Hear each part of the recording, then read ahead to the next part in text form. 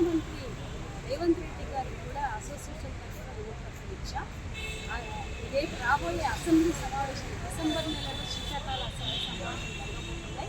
ఆ అసెంబ్లీ సమావేశాలలో కేజీబీవీ ఉద్యోగులకు జీతాలు పెంచాలనేటువంటి ప్రధాన డిమాండ్ ముఖ్యంగా 2021లో ఆనాడున్న 6,000 జీతం మీదనే పిఆర్సీని అమలు చేసింది ఆనాడు ప్రభుత్వం. ఈరోజు మేము కోరుతున్నది ఏంటంటే పిఆర్సీ నివేదిక ప్రకారం 18,000 కనీస వేతనం ఇవ్వాలని చెప్తుంది. అందుకని కేజీబీవీలో పనిచేసేటువంటి వాళ్ళకి 18,000 రూపాయల జీతం మినిమం వేతనం ఇచ్చే దానిపై నుంచే జీతాలు పెంచాల్సిన అవసరము ఆవశ్యకత నేడు తెలంగాణలో ఉంది అని మేము చెప్పవచ్చుకున్నాం. మొత్తం తెలంగాణ రాష్ట్రంలో 485 కేజీబీవీలు ఉంటే అందులో పనిచేసే సిబ్బంది మొత్తం మహిళలే ఉండడం అనేది ఇది ఒక ముఖ్యమైనటువంటి విషయంగా ప్రభుత్వం కూడా చూడాలని కోరుతున్నాం. ప్రధానంగా చదువుకి దూరమైనటువంటి లేదా బాల్యంలోనే మహిళలు పనిచేసుకున్నటువంటి వాటి కోసము వాటి నిర్మూలన కోసం చేపట్టిన ఈ స్కూళ్లలో ఆ పనిచేసే సిబ్బంది పట్ల వివక్ష ఉండకూడదు. వివక్ష రూపుమాపడానికి తీసుకొచ్చిన పాఠశాలల్లో పనిచేసే సిబ్బంది వివక్ష ఉండడం అనేది అన్యాయమైంది.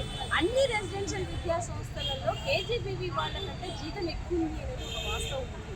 కాబట్టి మా డిమాండ్ ఏంటంటే కేజీబీవీలో పనిచేసే సిబ్బంది non teaching workers, teachers, care టేకర్లు, ఏఎన్ఎంలు, అకౌంటెంట్లు, పార్ట్ టైం లెక్చరర్స్, వాచ్మెన్లు, స్వీపర్స్, స్కావెంజర్స్ ఈ ఉద్యోగాల్లో పనిచేసిన వాళ్ళు పని చేస్తున్నటువంటిది కూడా పని భారం కూడా పెరిగినటువంటి సమస్య ఉంది. అనేక అప్గ్రేడ్ చేసే కాలేజీల్లో కానీ అందులో ఖాళీలను భర్తీ చేయలేకపోయారు. ఉన్న వాళ్ళ మీద పనిభారం పెరిగి ఈరోజు పన్నులు వదిలేసుకొని వెళ్ళిపోతున్న దుస్థితి ఉంది. ఒకవైపు జీతం ఎక్కువన్నా వాళ్ళు ఈరోజు ఆ జీతం తృప్తితోటైనా పనిచేయడానికి కోరుకుంటారు, కానీ అది కూడా లేదు. చదువుకున్న విద్యార్హతలు ఉన్నటువంటి వాళ్ళని కూడా అవమానపరుస్తున్నటువంటి పరిస్థితి కూడా ఈరోజు కేజీబీవీలో ఉంది. ఇది ఒక ప్రధానమైన డిమాండ్గా రేపు రాబోయే అసెంబ్లీ సమావేశాల్లో ముఖ్యమంత్రి గారు ప్రకటించాలని కూడా ఈ సందర్భంలో ఆఫ్లు లేవు. వీక్లీ ఆఫ్ అనేది చట్టబద్ధంగా ఉన్నటువంటి హక్కు, కానీ నాన్ టీచింగ్ సిబ్బందికి మాత్రం వీక్లీ ఆఫ్లు అమలు కావట్లేదు అన్ని స్కూళ్ళల్లో. సో వీక్లీ ఆఫ్లు కూడా అమలు చేయాలని మేము డిమాండ్ చేస్తున్నాం. అట్లాగే కేజీబీవీలో పనిచేస్తూ చనిపోయిన ఉద్యోగులకి ఎలాంటి నష్టపరిహారం కూడా ప్రభుత్వం ఇవ్వట్లేదు. కాబట్టి కేజీబీవీలో పనిచేసిన సిబ్బంది చనిపోతే, డ్యూటీలో ఉండి చనిపోతే 10 లక్షల రూపాయలు ఎక్స్గ్రేషియా ఇవ్వాలని కోరుతున్నాం. రిటైర్మెంట్ ఏజ్ని కూడా 65 సంవత్సరాలు చేయాలని కోరుతున్నాం. రిటైర్ అయినటువంటి మహిళా ఉద్యోగులకి 5 లక్షల రూపాయలు ఇవ్వాలని కూడా ఈ సందర్భంగా మేము డిమాండ్ చేస్తున్నాం.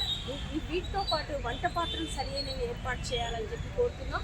అవన్నీ గర్ల్స్ ఎడ్యుకేషన్తో కూడుకున్నాయి కాబట్టి ఆ స్కావెంజింగ్ పనిచేసే వాళ్ళు మెన్స్ట్రియల్ పీరియడ్లో ఉన్నప్పుడు ఆ పిల్లల వాటిని చేతులతో మాన్యువల్గా తీసేయడం అనేది కూడా ఒక దుర్మార్గమైనటువంటి చర్య.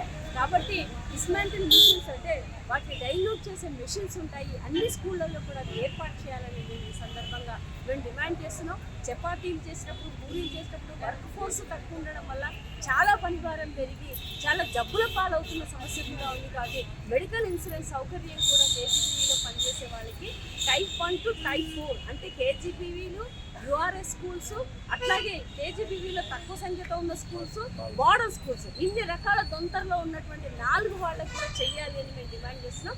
ఇంకొక ప్రధానమైనటువంటిది అంటే ఈరోజు గవర్నమెంట్ నర్సు పోస్టులు పడుతున్నాయి, నర్సింగ్ పోస్టులు పడుతున్నప్పుడు అట్లాగే అకౌంటెంట్ పోస్టులు పడుతున్నాయి, అట్లాగే కుక్స్ పోస్టులు కూడా పడుతున్నాయి, పర్మనెంట్ పోస్టులు.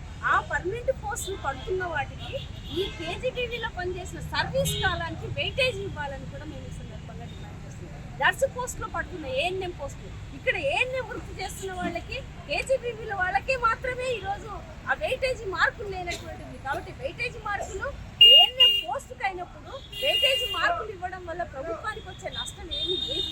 కాబట్టి వెయిటేజ్ మార్కులు కంపల్సరీగా కేజీబీవీలో పనిచేసిన అన్ని రకాల సిబ్బందికి, ఏఎన్ఎంలకి, అకౌంటెంట్లకు, అట్లాగే మిగతా సిబ్బంది కుక్స్ పోస్టులకు అన్నింటినీ కూడా ఖచ్చితంగా ఇవ్వాలని కూడా ఈ సందర్భంగా మేము డిమాండ్ చేస్తూ Divya madam IAS officer in charge Vidyapalana Goud గారితో మాట్లాడాము.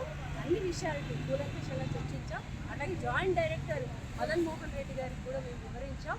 దీంట్లో ఆర్థికానికి సంబంధించి ప్రభుత్వ పాలసీగా ప్రభుత్వానికి మేము నివేదిక ఇస్తాము, కానీ మా చేతుల్లో ఉన్న ఇతర ఇష్యూస్ ఏదైనా పరిష్కారానికి మేము ట్రై చేస్తాము అనేటువంటి హామీని ఇచ్చారు. మేము ఏవైతే డిమాండ్స్ రూపకల్పన చేశామో అవి ఈరోజు గర్ల్స్ ఎడ్యుకేషన్కి స్థిరంగా నిలకడగా విద్యా సంస్థలు నడవాలని, మహిళా ఎడ్యుకేషన్ పటిష్టవంతంగా అమలు చేయాలని, కాబట్టి అందులో పనిచేసే వాళ్ళందరికీ జీతభత్యాలతో పాటు హెల్త్ ఇష్యూస్ కూడా మెడికల్ సౌకర్యం, మిగతా సౌకర్యాలని మా డిమాండ్స్ని పరిష్కరించాలని రేపు రాబోయే అసెంబ్లీ సమావేశాల్లో ముఖ్యమంత్రి గారు స్వయంగా జీతాల పెంపుదల ప్రకటన చేయాలని మేము కోరుతున్నాం.